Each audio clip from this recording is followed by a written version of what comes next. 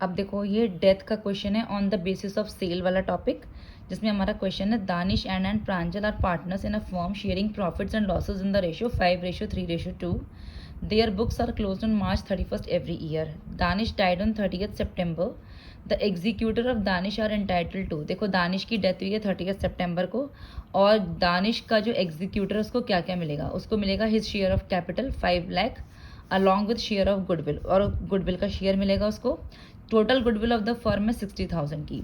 His share of profit up to the date of death on the basis of sale till date of death, यानी कि किस basis पे निकालना है, on the basis of sale, क्या निकालना है उसका, share of profit. Sale for the year ended 31st March was ₹2 lakh and profit for the same year 10%। देखो यहाँ पे हमें ना ऑलरेडी प्रॉफिट मार्जिन दे रखा है 10%, तो हमें कैलकुलेट करने की जरूरत नहीं है उस प्रॉफिट मार्जिन को। Sale shows a growth trend of 20% and percentage of profit earning is reduce by 1%। Sale 20% से इंक्रीज हो गई और ये प्रॉफिट मार्जिन 1% से रिड्यूस्ड हो गया। Half the amount was paid to Danish executor account, और जो चीज़ें हमें दानिश को देनी थी उसमें से आधा उसको पेमेंट कर दिया गया है और बाकी का उसके किस में चला जाएगा, उसके लोन अकाउंट में चला जाएगा। चलो बेटा तो क्वेश्चन स्टार्ट करते हैं। देखो अप्रैल मई जून जुलाई अगस्त सितंबर, डेथ हुई है उसकी 30th सितंबर को, यानी आप 183 डेज भी ले सकते हो, और टोटल क्योंकि सितंबर भी लास्ट तक खत्म हो रहा है तो हम 6 मंथ भी ले सकते हैं।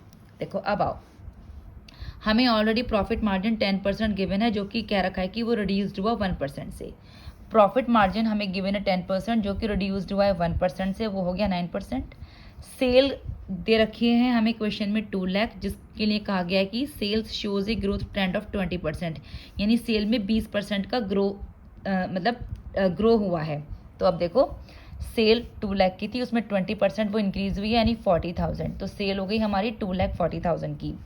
अब ये जो प्रॉफिट मार्जिन होता है ये हमें सेल पर कैलकुलेट करना होता है, तो प्रॉफिट होता है हमारा 2,40,000 इंटू 9/100 21,600। ये प्रॉफिट पूरे साल का आया है। हमें कितना निकालना है, हमें निकालना है सिर्फ टिल डेट ऑफ डेथ का, और दानिश का निकालना है।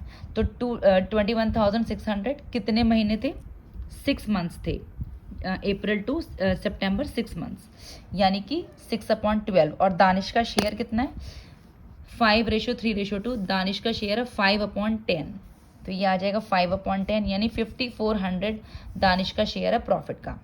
अब देखो गुडविल है फर्म की 60,000, goodwill of the firm was 60,000, Danish का शेयर है 5/10, तो 5/10 30,000, यानी कि दानिश के एग्जीक्यूटर को क्या क्या मिलेगा, उसकी कैपिटल 5 लाख की, जो कि ऑलरेडी क्वेश्चन में गिवन है, his share of capital 5 lakh, तो उसको मिलेगा कैपिटल 5 लाख, गुडविल 30,000 की, प्रॉफिट 5,400 का, यानी कि 5,35,400 ये पूरा का पूरा दानिश के एग्जीक्यूटर को मिलेगा।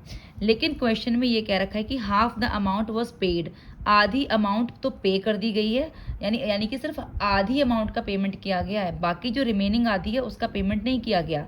तो जिसका पेमेंट नहीं किया गया वो कहाँ ट्रांसफर होता है, वो उसके एग्जीक्यूटर, क्योंकि एग्जीक्यूटर को मिल रहा है तो एग्जीक्यूटर के ही लोन अकाउंट में ट्रांसफर हो जाएगा। तो देखो इसमें से हाफ अमाउंट तो हमने पे कर दी, और जो रिमेनिंग हाफ बची है वो ट्रांसफर करेंगे लोन में। किसके लोन में, दानिश के एग्जीक्यूटर के लोन में। अब देखो ट्रीटमेंट ऑफ प्रॉफिट देखते हैं पहले। यहाँ पर जो रेशो था वो था 5:3:2, और कोई न्यू रेशो गिवन नहीं है।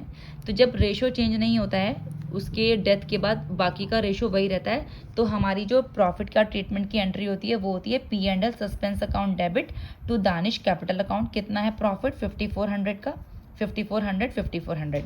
अब देखो दानिश की कैपिटल अकाउंट में से जो जो चीज़ें दानिश को मिली थी, 5 लाख की कैपिटल, गुडविल और 5,400, वो किसको मिल रही है, दानिश के एग्जीक्यूटर को।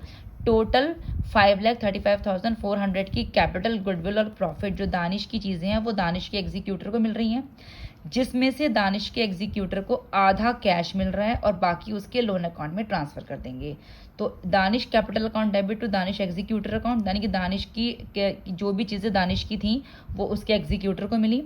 अब दानिश के एग्जीक्यूटर अकाउंट में उसको आधा तो कैश दिया गया है, ये रहा half to be paid in cash, आधा जो नहीं उसको पेमेंट हुआ वो उसके लोन में ट्रांसफर करेंगे। किसके लोन में, दानिश के एग्जीक्यूटर के लोन में ही ट्रांसफर करेंगे, क्योंकि दानिश की तो अब डेथ हो गई है, अब तो एग्जीक्यूटर को दिया जा रहा है ना, तो अब दानिश के एग्जीक्यूटर के अकाउंट में रिमेनिंग हाफ हम ट्रांसफर कर देंगे। ठीक है बेटा, तो इस तरीके से एक बड़ा क्वेश्चन आता है on the basis of sale death में।